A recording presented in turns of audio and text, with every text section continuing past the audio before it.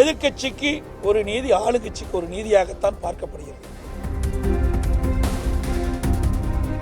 காவல்துறை பாதுகாப்பு அளிக்காத காரணத்தினால், இந்த அரசுடைய அலட்சியத்தால் 41 பேர்கள் உயிரிழந்திருக்கின்ற சம்பவத்தை நான் குறிப்பிட்டேன். ஒரு 10 நிமிடத்திற்கு பேசிக் கொண்டிருந்திருப்பார். அந்த சமயத்தில் ஒரு செருப்பு வந்து விழுகிட்டது.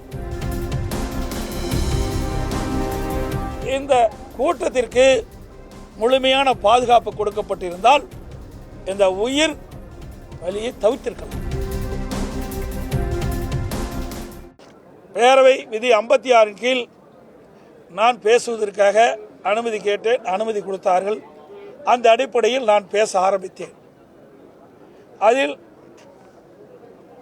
27/9/2025 அன்று வேலுச்சாமிபுரத்தில் தமிழக வெற்றி கழகத்தின் தலைவர் அவர்கள் மக்கள் சந்திப்பு கூட்டம் பேசிக் கொண்டிருந்த பொழுது ஒரு 10 நிமிடத்திற்கு பேசிக் கொண்டிருந்திருப்பார். அந்த சமயத்தில் ஒரு செருப்பு வந்து விழுகிட்டது. இதெல்லாம் நான் சட்டமன்றத்தில் பேசினா அதை நீக்கிவிடுவாங்க. அதனால் இங்கே மக்களுக்கு தெரிவிப்பதற்காக, ஊடகத்தின் வழியாக தெரிவிப்பதற்காக தெரிவிக்கின்றேன். எனக்கு ஊடகத்தில் வந்த செய்தி தான் தெரிவிக்கிறேன். 10 நிமிஷம் தான் அதில் பேசிகிட்டு இருந்தார். அந்த கூட்டத்தில் உடனே ஒரு செருப்பு வந்து விழுகுது. அதை பற்றி இந்த அரசு அவருடைய கருத்து எதுவுமே சொல்லலை. அதுக்கு பிறகு கிட்டத்தட்ட அந்த கூட்ட நெரிசலில் சுமார் 41 பேர் இன்றைக்கு இறந்திருக்கின்றார்கள். அதில் 10 குழந்தைகள், 18 பெண்கள், 13 பேர் ஆண்கள் என்று தகவல் கிடைத்திருக்கின்றன. அதோடு இந்த திரு ஸ்டாலின் தலைமையில் இருக்கின்ற அரசாங்கம்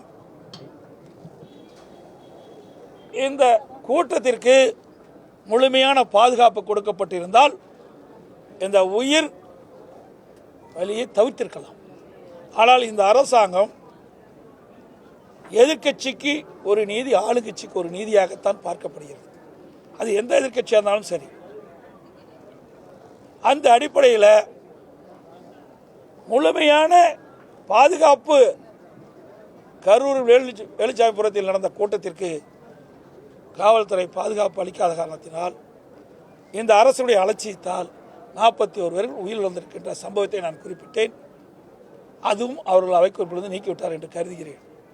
இதெல்லாம் நடந்த சம்பவம் தான், புதுசாக நான் எதுவுமே சொல்லலை.